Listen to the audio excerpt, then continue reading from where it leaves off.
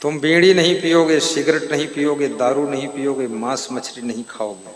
लोग क्या कहते हैं? भगवान ने धरती पर भेजा था, भगवान ने जो जो सब बनाया है सब खाना पीना चाहिए, क्योंकि भगवान के यहाँ लौट कर जाओगे, भगवान पूछेगा हम सृष्टि में जो बनाया वो सब खाया पिया तुमने कि नहीं? तो तुम कहोगे नहीं, तो भगवान धक्का मार के फिर यहीं गिरा देगा। इसलिए अभी से अंडा भी खा लो, मुर्गा भी खा लो, भगवान ने जो बनाया सब खा लो। तो हमने कहा भगवान ने जो बनाया है सब खा लो, तो फिर इस सृष्टि में जो है सब खाओगे तो लेट्रिन भी है, उसको कभी खाया कि नहीं? भगवान क्या कहेगा कि नया ताजा माल सुबह लोग निकालते हैं, खा लो, सुबह का नाश्ता गरम गरम। तो बोले का हम सुअर हैं? तो हमने कहा क्या कोई इसमें संदेह है? सुअर तो है ही। मनुष्य का मतलब होता है जिसका खान पान विवेकपूर्ण हो। अब भगवान ने क्या लिखा है खान पान के बारे में? भगवान ने लिखा है युक्ताहार विहारस्य युक्त चेष्टस्य कर्मसु युक्त स्वप्नाओ बोधस्य योगो भवत दुःखः।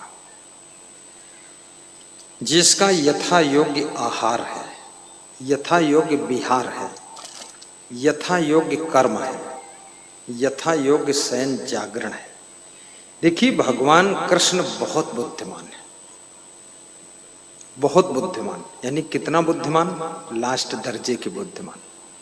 कम शब्दों में सारी बात बता दिया। यथा योग्य, यथा योग क्या है? आहार विहार। गर्मी सर्दी बरसात तीनों मौसम में क्या खाना उचित है वही खाइए, ये यथा योग्य आहार है। बचपन जवानी बुढ़ापा बीमारी स्वस्थ अवस्था में क्या कितना कब कैसे खाना उचित है वही खाइए, ये यथा योग्य है। मनुष्य पशु पक्षी क्रम कीट में से आप कौन हैं? आप मनुष्य हैं, तो मनुष्य का आहार क्या है? जो मनुष्य का आहार है वही आहार करना यथा योग्य आहार है। देखिए एक शब्द में सारा सिमेट के रख दिया है, यथा योग्य। अब आपके दांत गिर गए और चना चबा रहे हो तो यथा योग्य नहीं, क्योंकि चना के लिए मजबूत दांत चाहिए। दांत गिर गए और गन्ना चूस रहे हो तो मसूड़े नोच जी है तुम्हारे, चूसोगे कैसे? क्योंकि दबाना पड़ता है। यथा योग्य आहार। पहले ये सोचो हम मानव हैं कि दानव हैं। पहले ये सोचो हम मांसाहारी हैं कि शाकाहारी। प्रकृति ने, नेचर ने दो डिपार्टमेंट डिवाइड कर दिए। एक शाकाहारी ग्रेड है, दूसरा मांसाहारी ग्रेड है।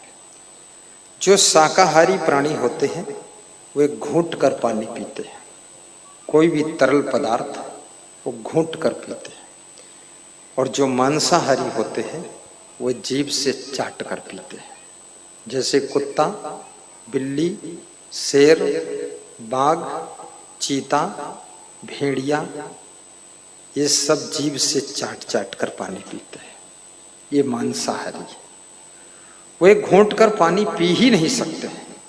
लेकिन भैंस, गाय, घोड़ा, हाथी, आदमी, स्त्री, पुरुष, ये सब घोंट कर पानी पीते हैं। एक बार गिलास मुंह में लगाया और gutter gutter gutter gutter P गए।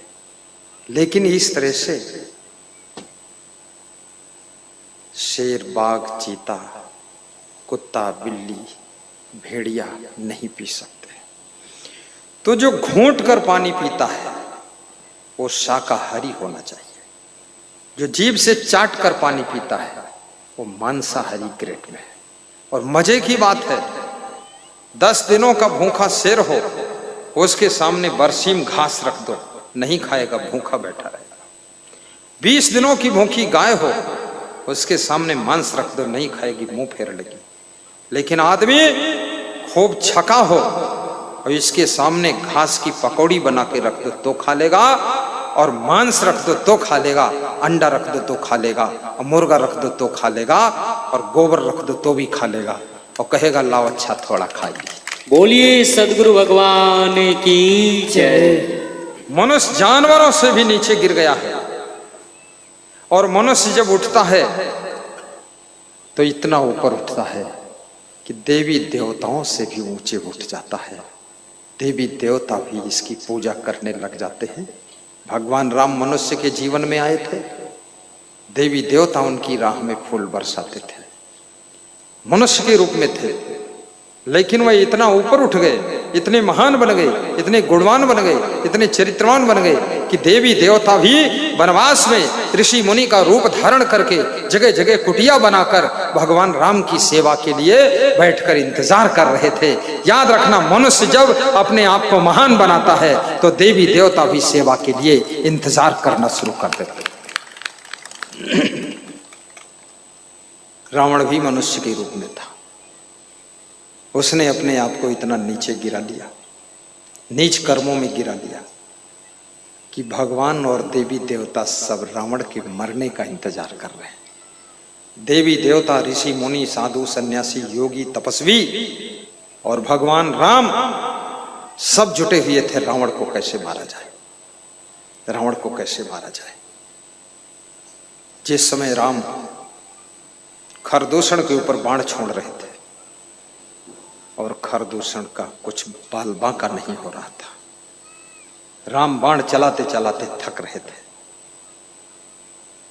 अगस्त मुनि प्रकट हुए और उन्होंने कहा, हे राम, इतने बाण मत चलाओ, एक मोहन बाण चलाइए, इनकी सारी सेना मोहित हो जाए और इनकी सेना के सैनिकों को सामने राम ही दिखाई दे।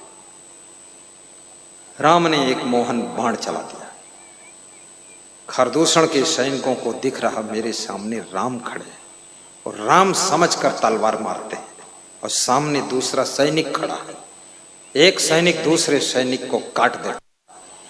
खरदूषण देखकर दंग रह गए कि ये क्या हो रहा है, ये हमारे सैनिक ही एक दूसरे को मार रहे हैं। खरदूषण के समझ में आ गया अब बचना संभव नहीं है, भगवान का मोहन बाण चल चुका है। रावण के मरने की कामना सब कर रहे हैं। जब तुम रावण बन जाते हो, रावण जैसा स्वभाव तुम्हारा हो जाता है, तो तुम्हारे भाई विभीषण भी वो भी सोचते हैं मेरा भाई कैसे मरे, सबको शांति मिले, इसलिए रावण मत बनना। रावण वही है जो सबको तंग करता है, सबको दुख देता है। राम वही है जो सबके दुख को दूर करने के लिए जिसने धरती पर अवतार लिया है, वही राम है। जुल्म जब हद से ज्यादा बढ़ जाता है तो प्रभु और तेरा अवतार होता है,